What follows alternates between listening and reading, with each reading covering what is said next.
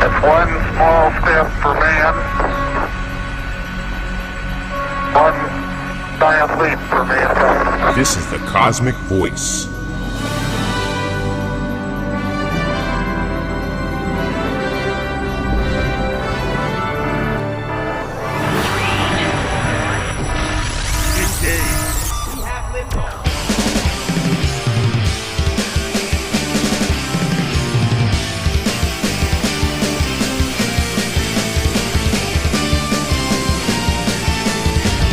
Cosmick Voice. Music, talk, and nothing but business with your hosts, Chris Natalini and Mick Michaels.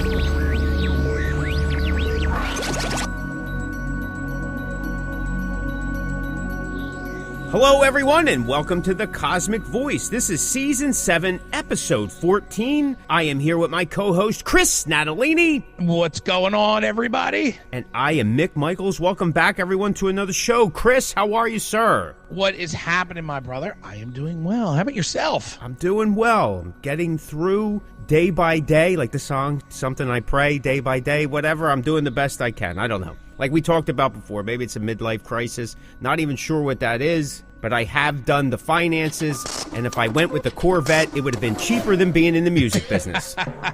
That's even with the full coverage insurance. And I probably would have gotten more good times out of it, but who knows? Who knows? In my studio, I have a bunch of Hot Wheels of the 72, 74, and 78 Stingray, so that's about as close to the vet that I'll get. So, anyway, there you have it. How about you, sir? What do you have in your studio?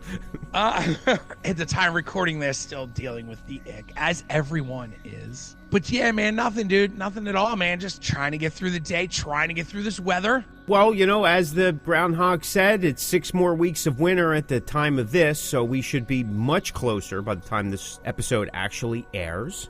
I can't wait. I'm already sick of the cold. I mean, I was sick of the cold after day 1, but you know how it goes. This is another year that you and I have not been to Puxatawny. No, not at all. We talk about it every season. Every season. And we never get there. Never get there. there. I'm going before I die. That is a bucket list thing that I am doing. I will be at Puxatawny for Groundhog Day one day before I pass on. I was talking to somebody. They said that for years and years, they had this little festival in Puxatawny, PA. You know, at most you'd have 20, 40 people come out locally and stuff like that to celebrate. It was just like a in-town type of thing. I forget the year, but it wasn't until some local or regional television station did a news thing on it. And from that point forward, it just blew up. And like I said, now it's like a 5-year waiting list to get into some of those accommodations within the area, we talk about this every year, so you could just find each episode every season, and we're just repeating the same thing. But like a 5-year wait at some of the 15-mile radius higher-end accommodations. And there's not a lot of them that are, because it is a small little town and all. But I guess it's great for vendors, man. You just kind of set up shop there, and people are sitting around buying hot chocolate and donuts and whatever else, your candles, you know what I mean? And you're doing well. I don't know, T-shirts. I guess it's pretty good. It probably brings in a ton of money for that little town, which is a good thing. I mean, that's cool. That little Hallmark Channel type of feel, little town. I mean, that's awesome. They say that the groundhog actually lives underneath the courthouse, or they have it set up. It's not in a cage all year, I should say. Oh, is that so? right? At least that's what they said. I don't know. I didn't do any research on it, so I'm just kind of relaying some other people's information. You take it with a grain of salt, and you shake your head, and you say, "Oh, that's interesting," and then you move on. So I don't want to know. The whole secretive thing. That's what is the cool thing about it. I don't want to know. I mean, if they will listen. They want to put him in like a little resort under the courthouse. That's awesome. Little heat lamps and TV. Yeah, whatever to keep him going. Hell, that's awesome. Yeah. Listen. And I always said this, and maybe I misunderstand it, whether he sees a shadow or not. Here it is. It's either 6 more weeks of winter or spring's coming in 6 weeks. Isn't it the same thing? I think so. It is, exactly. I mean, the first day of spring is always the same day, so, I mean, they already have it on the calendar, so I'm not exactly sure. It's kind of like the thing in the music business, pay to play or sell tickets. Well, we'll talk about it later in this episode. It's Ross the Boss. Take it down. Johnny D from Britney Fox. This is Stephen Pearcy from Rat, the Rat Bastard. You're listening to the Cosmick Voice. As of the recording of this show, Spotify released their numbers of what they paid out in streams and, of course, what they didn't pay out in royalty streams for everyone who did not make 1,000 streams. I shared that video with you. It's pretty crazy, and I had said it last season, and now it's come to, now you have paperwork, you have documentation that actually says that what we were talking about was 100% accurate.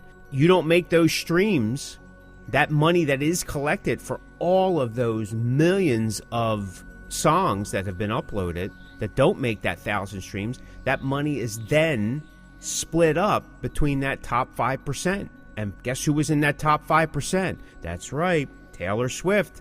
So my songs, your songs, and a bunch of other indie artists and in the trench artists that did not make 1,000 streams, we all helped Taylor Swift make a little bit more money. If I remember correctly, that money was like in the hundreds of millions, wasn't it? Yeah. So that's dollars.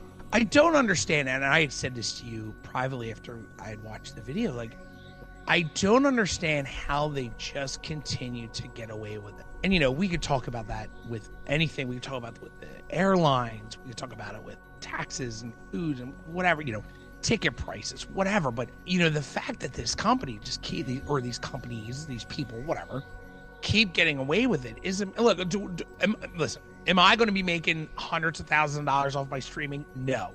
But it would be nice to get what I'm rightfully deserved. I mean, it's just amazing to me. And again, I'm not saying that I rightfully deserve hundreds of dollars, but if someone streams my song and if it's cents or however that works out, then I should be getting a check for cents. It's amazing to me that guys like you and I who are, putting this stuff together and doing the hard work are paying for someone of Taylor Swift's, and I don't mean to pinpoint her. She's just a victim of circumstance, but why am I paying her streams? Like, it doesn't. Why is my stuff, whatever revenue it is making, even though it doesn't meet that number, why is that money then going to somebody else who has nothing? Yeah. None of that makes sense. But like the end of that video said, and so many other people said, they all agree that this is criminal. It's wrong. But what choice do we have? And they say, well, do we take our stuff off Spotify? They said that would be career suicide because Spotify is the largest listening base out there. It's the new radio. Apparently, Spotify's numbers are higher than FM radio. Well, I believe that. I totally believe that. So they say that, okay, of course, then the fix is, well, try to get at least 1,000 streams per song. Well, no crap. Like, that's a gimme? Like, you're trying to get the streams, and now we have a cap that we got to, it's one thing about just trying to get 10 people to listen to your song. Now we got to try to get at least 1,000 people to listen to the song. What do? Do you release more songs and try to jumpstart things that way? Or do you just release one song digitally? I have some thoughts on that, but I can get to that later. But then they go, it's kind of like a necessary evil. You need it and use it as a promotional piece to help sell your physical media. Well, if that was the case, I think bands would sell more physical media. I really do. Yeah. And we don't. Because you have the one side that says physical media is dead, and then you have the other side that says, well, physical media shows is still important because there's still that percentage. Well, if you think about it, yes, they're both true, but that percentage of people that buy physical media is so small. Do we wait and count on them? Because it's not a guarantee. Now, I know in our type of music and how we go about shows and stuff, physical media is still relatively important. Yeah, in our genre, yeah, for sure. There are those that want to have it. I know I don't, and I've said this before, I don't digital download anything. I still buy CDs. I still have some CD players. My vehicle has a CD player still, thankfully. It's that type of thing. However, there are people that don't. So the thing is we basically got to grin and bear it. There's nothing we can do when you're fighting the monopoly here. And if you pool everything, how are you going to let people know that you're there? The guy also said, how are people going to discover you? Well, you had pointed out several episodes back and even last season that that discovery zone of finding music on Spotify is not what it used to be. That funnel is now a controlled funnel. You're seeing what they want you to see or what people are paying for to be seen. Yeah. And unless you're already following a band, you're not alerted that they release something new anyway. Yep. Now, again, I'm That's not a Spotify user. I am slightly familiar with it because of my band being on it and with the label and things of that nature. I'm privy to some things, but I'm not a huge Spotify fan, and I don't use it personally. Again, they gave me a runaround last year with one song that was taken down, which I thought was done wrongly, and it was corrected, but I lost several months of streams, and it was a song that was streaming very well. And as I said earlier, what are our options? Do we release more songs every year to see if we can populate and get more out there for discovery? Or do we just release one song and really focus in on that? Because you think about it, if I release 10 songs and none of those songs hit 1,000, well, I don't get anything. But if I release one song, say in January or February, and it winds up getting 30,000, well, then I've done the job. Yeah. Right? And that's what I did last year. I released a new extended CD, but only had one song released digitally. And that song I pushed the entire year. And for a band at our level, it did pretty well. Now, I did release the holiday song digitally at the end of the year.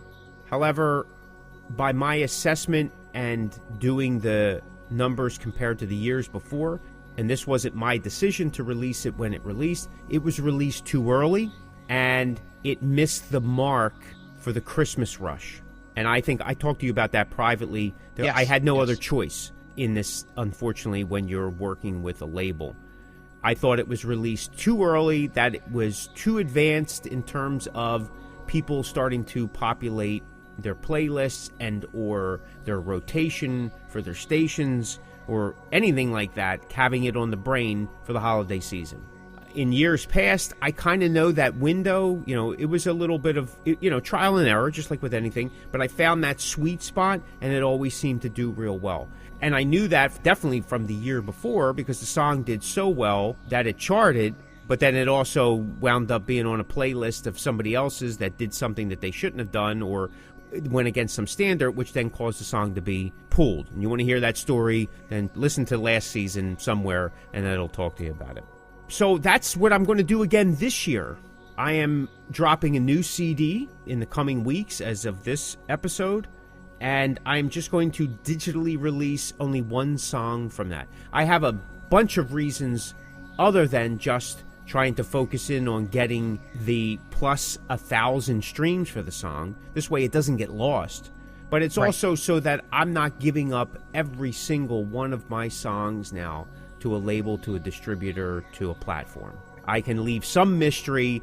As I pointed out in another episode when I did a pre-sale of last year's extended CD, I actually found that the CD, the pre-sales, went better because that whole EP would only be available in CD format, not digitally.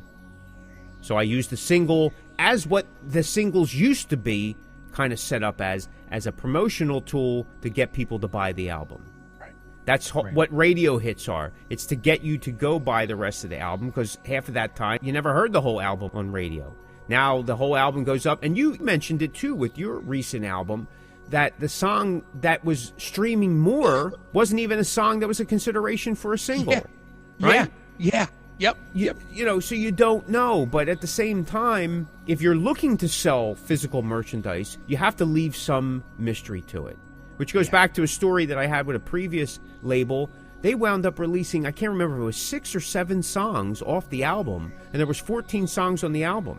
By the time the album itself came out, nobody wanted it. The mystery was gone. I didn't even want it. I was like, we've already killed it, in my opinion. Took an axe to it twice, threw it out in the street, Mack truck ran over it, then a bus backed over it. It was crazy. It was worthless, so... Anyway, that's my opinion on it, but to me it's highway robbery. If you did that in any other profession, there'd be a giant lawsuit, but we have no repercussion nobody cares because, like the CEO of Spotify said, I think it was early 2023, maybe the end of 2022. I can't remember. I think it was 2023 sometime. That it doesn't cost anything to make music. There's no cost to it. Right. Well, yeah, for them because they're hiring guys, paying them practically nothing to create all this Muzak type of stuff. They populate their own playlists. They push these playlists, and now with the addition of AI, for a company of that size and what they're able to do with the technology, that's a no-brainer.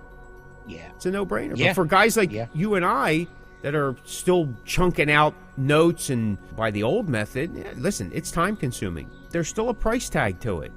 There is. It's amazing to me that, this stuff goes on in this day and age of, where we can find stuff out and do something about it. Even when we find stuff out, nothing happens, nothing changes, and that just doesn't make sense to me. Yeah, we find out the truth about things, or a story breaks, and nothing changes. Nobody cares. Nothing changes. It's not a big deal anymore. It's like we No. are so desensitized. I don't know. Is it from TV and video games? Is it MTV's fault? Is there something in the water? Is it a conspiracy theory? Does no one not care? Are we that preoccupied with YouTube videos and this and that and the other thing and cat memes that we're not even... We all complain about it, but we do nothing to fix it. And, okay, you're right. Maybe they would say, oh, Mick, well, you're still on Spotify. Yeah, I guess I am. But to me, I've created a workaround. I'm not releasing everything on Spotify. That's my choice. I've heard some flack about it, but that's my choice. Yeah. This is just the way it goes. And I'm reissuing some of my first albums that are no longer... They haven't been available for 10 plus years now. I'm reissuing some over the next 2 years. They will only be available in CD format. One may even be put in a vinyl format at some point. But that's just the way it goes. If that's what it takes for us to gain a level of control, even at this level of our career, then that's okay with me. That's okay with me. Because in the long run, you want to have as much say in what it is that you do. The beauty about these new contracts, these new label contracts and all, and honestly, they're all worthless. Most of the time, we do it, people at our level do it, at least why we used to do it, is because we'd get the manufacturing and all that stuff done by somebody else. And we'd get some to sell and so on and so forth. Well, that doesn't happen anymore. Most labels don't even put out CD versions of that. It's all on the artist if you want it. Which is a good thing. That means it's 100% yours at the end. Yep. They want the digital exclusive rights. So that limits you in what you can do and what you can't do. Well, because some of us are still waiting for those contracts to end, such as myself, and we talked about this before, I commend everybody who's doing it on your own. Because I think that's the way to keep things going. Yeah, maybe it's a little bit more work. Maybe you won't get the same numbers. But, I'll be honest with you. Doing the math, taking the last 15 years and doing the math and using my holiday releases as a point of reference, I'm on my own doing just as good, if not better, than the label or whoever with my own promotion and marketing. And the thing is that you'll find is when you're in cahoots with other people, partnerships, that's the nice way of saying it, you wind up finding that there's limitations and or restrictions. And as Chris pointed out, because he's been on some bigger labels, that after like the first initial blast, nothing else happens. It's up to the artist. It goes right back to where it's always been, in the artist's hands. Yeah. Because at the end of the day, who's going to care the most? That's the way I look at it. It's true. The numbers of the amount of tracks that are yearly up on Spotify is staggering. Oh. How would you find anything? You wouldn't. Yeah, I mean, you legit have to physically search it out. Like, you have to type it in and search it out. You need to know exactly what you're looking for. Otherwise, it's not coming up. Nope. It's not coming up. Nope. You can. I think the numbers are available through Spotify, and I think some other companies have already posted it. So by this time, when this airs, it'll be probably more common knowledge. But you can see the top 10. I think it was they gave a top 10 of the artists who had the money that other artists didn't make those 1,000 streams. Yeah. Who it was distributed to, a fraction of it But again, if sometimes a fraction of that is a lot. Yeah. It's cumulative of all these artists. And like you said, it was in the hundreds of millions. Yep. Yeah. That's a lot. That's a And lot. then you run the risk of this too, right? Like, if my streaming money is paying someone else's on a bigger level, well, what happens when that guy or female, whatever, ends up in prison because he's been doing all this crazy stuff? Like, so now my money's legit paying for some person to have these lavish parties that are, sexually assaulting people. And like, what? Yeah. That is crazy to me. I know. So it's amazing. It's amazing. Like, why am I feeding that habit? Do I get that money back when that person goes to prison? No. Nope. Don't see that. But I'm paying for his lawyer. That's right. Again, it really is criminal. It really is, Mick. It really is, dude.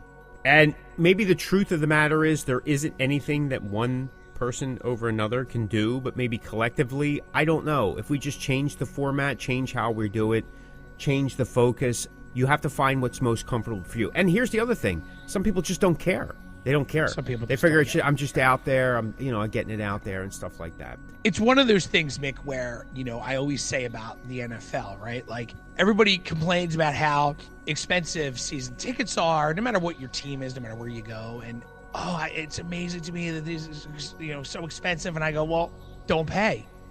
But if you don't pay, the next person behind you will, and the next person behind that. So we legit, for Spotify to change, the bigger acts would literally have to pull everything off their... Right, but they're not going to. And they're not going to. Because, so it'll never change. Right, because the labels have something to do. They have a stake now in Spotify. Time Warner is one of their, one of their holders. So that's the way the gatekeepers came back. The labels figured out a way to get back in and control everything that's happening, and this is where we're at. God bless Garth Brooks. Yeah. Well, anyway... You go, Garth. I got your back. Yeah. Anyway, let's get to the topic of the show, which we kind of briefly mentioned earlier. So, selling tickets, is it worth it? Selling tickets, is it worth it for a band to sell tickets, to be part of a show, to bring people in, to get a small percentage, to help pay for the headliner? What do you think, Chris? Is selling tickets worth it? Okay, let me start off by saying I understand people's opinion about it. Why is my band responsible for paying for the headliner? The headliner should be able to bring in people. We talked about that on the last episode or something to that effect. I understand the BS that comes with selling tickets and wanting bands to sell tickets. I get it. I totally understand. But, and I can tell you this firsthand because at the time of recording this, I just went through it. Sometimes selling tickets is a decent thing to do to help a show. Because for the most part, you're guaranteed people to show. If someone, for the most part, has, and I know there's a small percentage of people that buy tickets to support the show and they go, I can't make it, just give the ticket to somebody, or I get that. And that happens, and I'm appreciative of that too.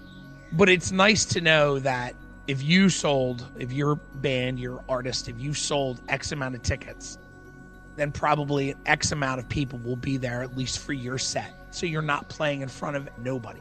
I get that. I do. I understand the idea. I understand the idea of helping the show.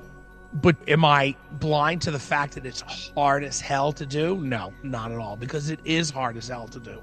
Because, in 2025, people just don't want to commit, which I totally understand. People don't like to give up their money, beforehand, which I also get. We're all living, a lot of us are living paycheck to paycheck and trying to make ends meet. And a lot of people just don't have that little extra something to buy a ticket to a show that they're not sure they're going to, or they would rather save their money for a bigger show or, a night out. I totally understand the logistics of selling tickets and people that want to buy them or cannot buy them, or just the difficulty in selling tickets. I'm okay with selling tickets. Do I love it? No. But I know at the end of the day, when I walk into that show, I go, at least I know there's going to be people here, because there's nothing worse than walking into a show and going, man, I hope there's people here. Or, God, I hope people show. If you sold tickets, then you know people are going to show. And if you sold tickets, then you know people are going to be there for your set. Because as we all know, we've talked about it a million times, people only come for certain sets. You could be in a crowded room of 70 people, 100 people, and think, oh, man, these people are going to be here for my set. And as soon as the band's done, the band before you's done, everybody leaves. So at least when you're selling tickets, you know that there's going to be X amount of people there for your set. And what happens after that? What are you going to do? So I get it. I totally understand the pain that selling tickets is. You and I have talked about previously on the show the different ways to sell tickets, different things you do. I know you guys do a lot of bundles, doing, buy a ticket or buy 2 tickets and you get this for free, like whatever. And that's a great way to do it. I know for the show that I just sold for at the time of recording this, I was doing a lot of discounted tickets, buy one, get one, get one at half price, like just trying to help the show because we were on it. When you commit to it, you want the show to be the best it can be, and you want to be able to put your best foot forward and do the work. And in the hopes it does pay off, whether it's paying off to the promoter, whether it's paying off to the venue, whether it's paying off for the headlining band. Now that my show has passed, everybody was very thankful at the amount of tickets we saw. I mean, did we sell 100 tickets? No, we did not, but we weren't asked to. But the number of tickets, which were a decent amount, it wasn't a lot, but it wasn't a handful. We ended up selling all of them, and it ended up being a really good show, and everybody at the show was very appreciative for it. The headliners were, the venue was, the promoter was, so we just did, and I know you guys, I'm not preaching anything that you haven't already dealt with in the past. We did what we had to do to help the show, and we did it the right way, and it worked out. So I get it. I was very happy at load-in because I knew the tickets I sold, people were at least going to be there for our show, and most likely we're going to stick around for the national because we had sold tickets for a national. I can't force them to stay, but I know when we hit the stage, there was going to be people there for us. And it was. Do I get that it's pain? Yeah, I do. I totally understand. But do I get the reason behind it? I definitely do. And real quick before we move on to you, Mick, there was a time where like a lot of bands think that paying for tickets is a good idea. And you know what? It's not, because it doesn't draw anybody. Sure, you could go to the promoter or the venue and go, here's your, whatever, couple $100, and then nobody shows. And it honestly, to me, it doesn't look good, because if you sold all these tickets and you just hand the promoter X amount of dollars and no one comes, it's embarrassing, because you're like, oh, well, you just paid to play. Selling tickets is not paying to play. I mean, I guess that's a gray area. If a club says, hey, how many tickets can you sell? And you go, I think I could sell these, and you don't sell these, like, it's definitely a gray area. I don't consider selling tickets a pay to play. I don't. A pay to play is when you pay for those tickets flat out. That's a pay to play. I don't consider selling tickets a pay to play unless you have paid up front, which I don't do that either. I've never had to. So yeah, I mean, that's how I look at it. And I'm not a fan of it, but I totally understand it. I do. I definitely agree that pay to play and selling tickets are 2 different things. They can be looked at as the same thing, especially if you're on the hook and you got to cover the difference. Okay, well, but the thing is with tickets is that you have an opportunity to recoup the money or to have other people cover the nut. It's as simple as that. And as you said, it's guaranteeing to some degree. There's never a guarantee for anything, but it ensures the possibility of a high percentage that people are coming to the show. You're getting butts in the seats. Listen, even in the 80s, we sold tickets. When you had beef and beers, you'd sell $5 tickets to cover everything, and the band would play, and if there was anything left, that the band made it.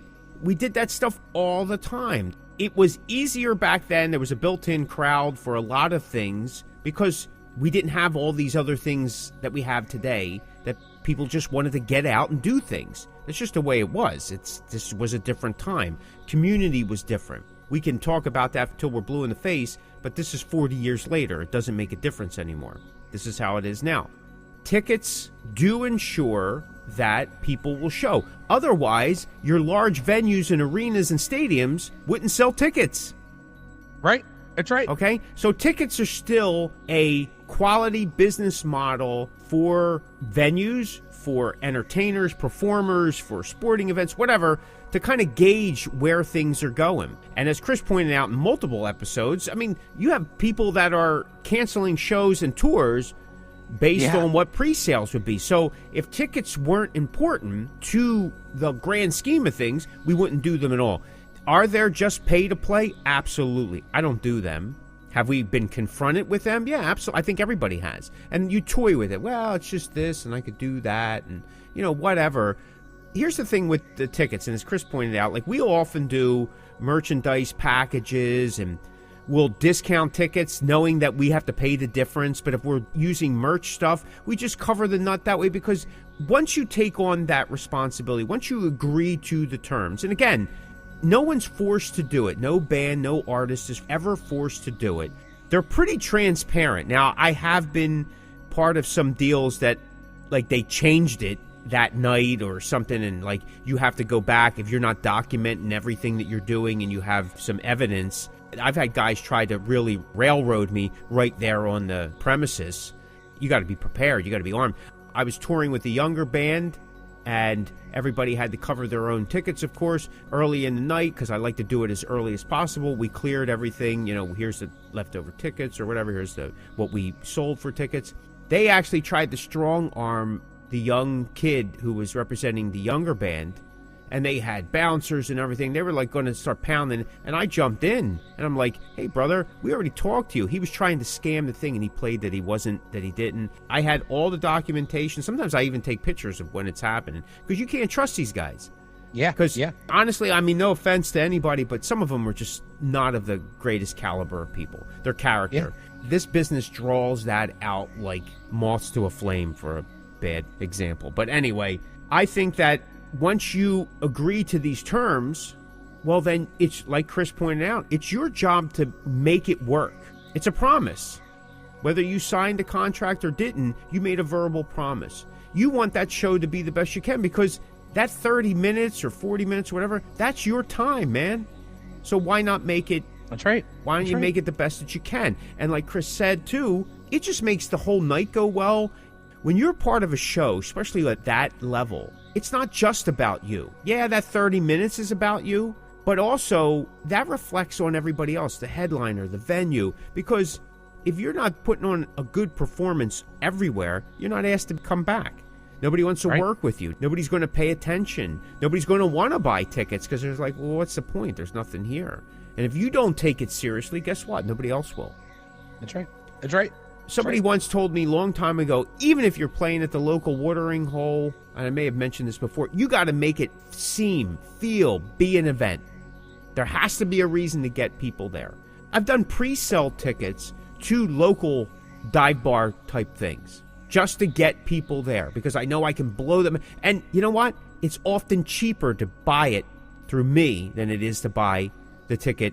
Say you're just playing at the local dive bar and it's $10 to get in, there's 5 bands that night. If I'm giving the okay that I can pre-sell tickets for my show, that set, and it counts for the whole night, and that money's going to wind up being mine, and I'll blow them out for $5 if I have to, $3. It doesn't matter. You want people there. You want people there because those people who pre-sell or buy a pre-sale, guess what? They're more often to buy merch tickets, especially if they got the ticket cheap. Yeah. It happens all the time. That's why merch sales for bands like us are so important. They really are. That's how you can make your difference up.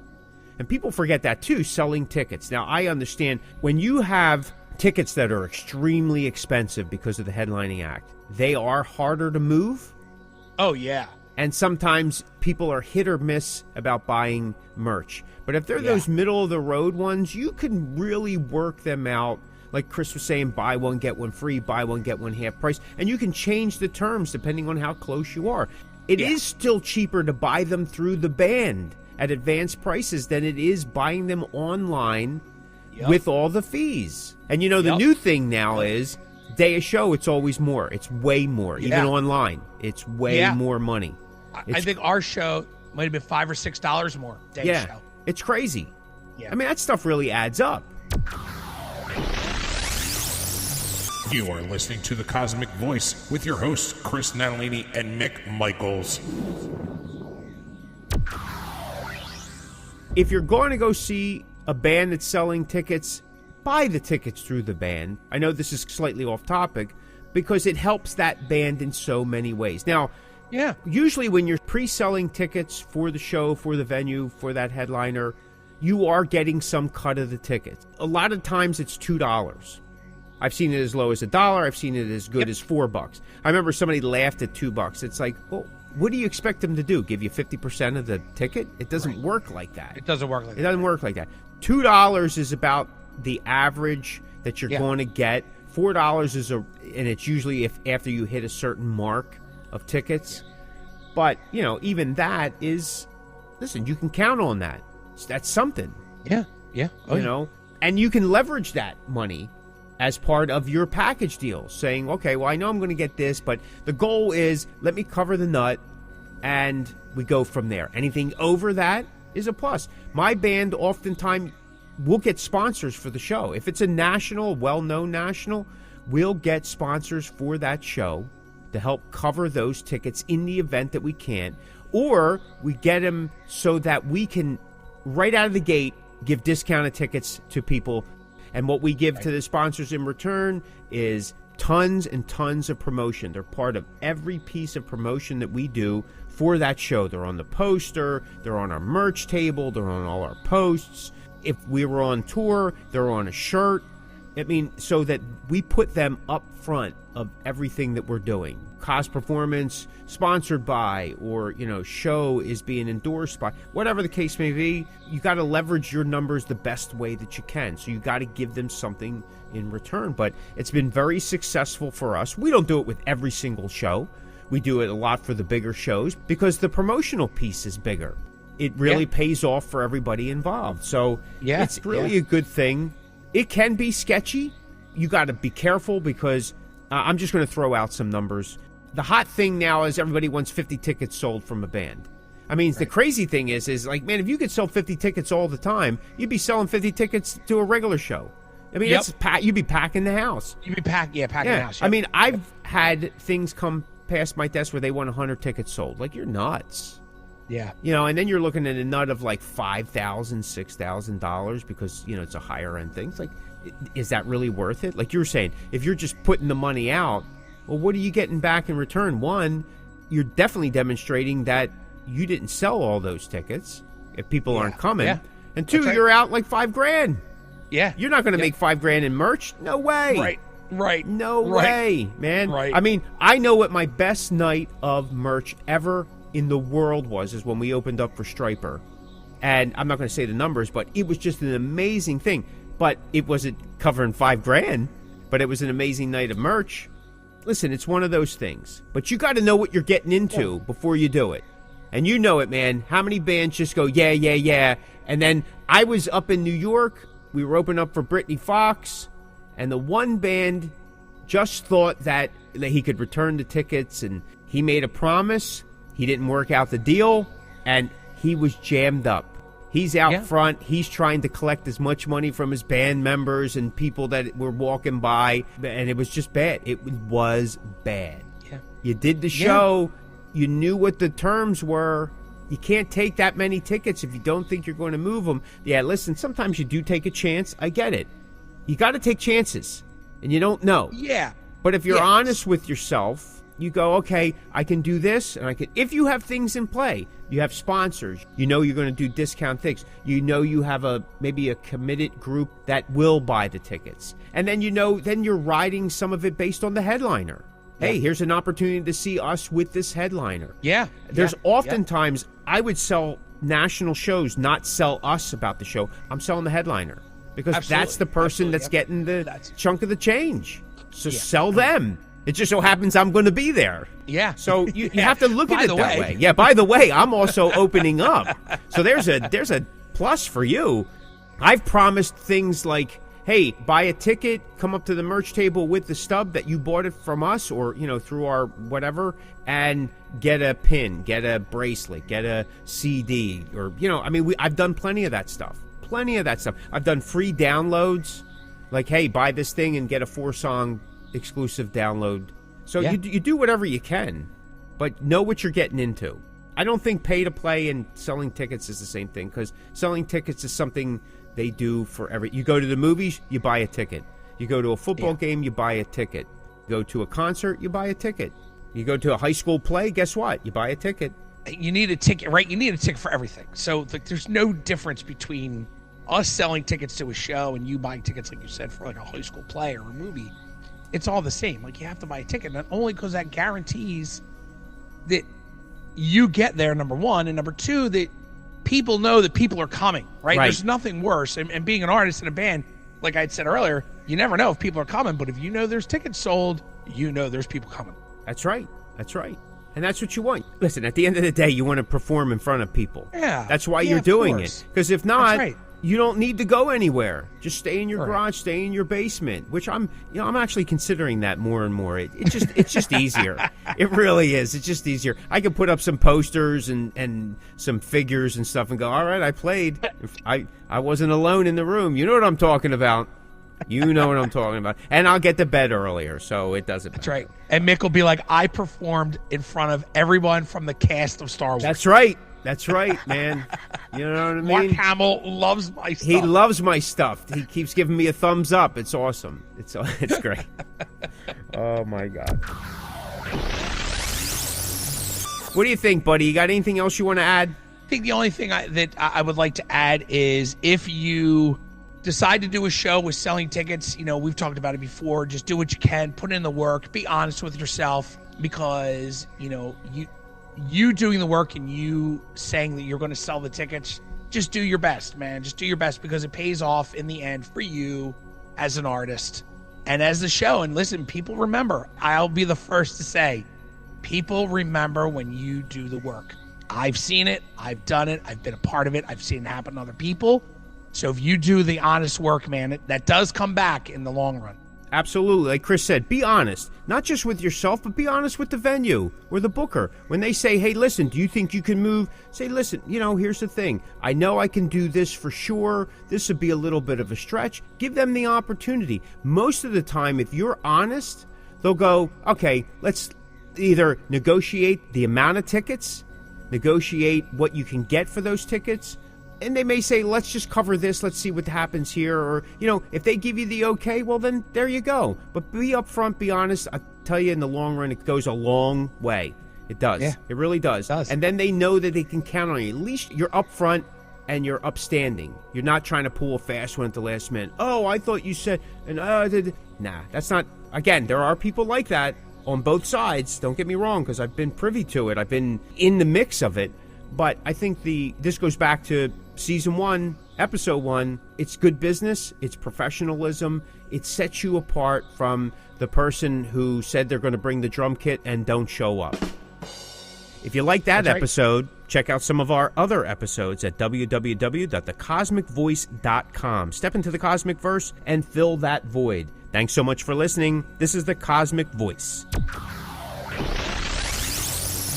If you have a question, a topic idea, or something you want us to address, just contact us through our Facebook page at The Cosmick Voice. You can listen to The Cosmick Voice at Spotify, Breaker, Apple, Google Podcasts, Radio Public, Pocket Cast, and at thecosmickview.com.